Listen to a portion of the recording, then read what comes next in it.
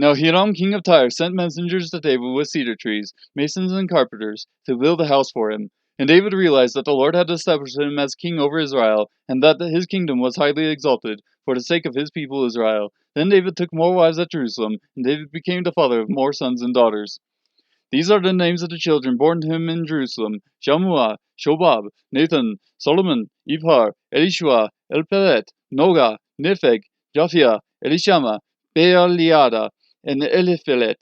When the Philistines heard that David had been anointed king over all the Philistines went up in search of David, and David heard of it and went out against them. Now the Philistines had come and made a raid in the valley of Rephaim. David inquired of God, saying, Shall I go up against the Philistines, and will you give them into my hand? Then the Lord said to him, Go up, for I will give them into your hand. So they came up to Baal Perazim, and David defeated them there. And David said, God has broken through my enemies by my hand, like the breakthrough of waters. Therefore they named that place Baal Perazim. They abandoned their gods there, so David gave the order, and they were burned with fire.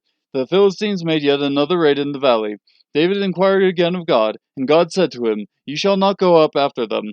Circle around behind them, and come at them in front of the balsam trees. It shall be, when you hear the sound of marching in the tops of the balsam trees, then you shall go out to battle, for God will have gone out before you to strike the army of the Philistines. David did just as God had commanded him, and they struck down the army of the Philistines from Gibeon even as far as Gezer. And then the fame of David went out into all the lands, and the Lord brought the fear of him on all the nations.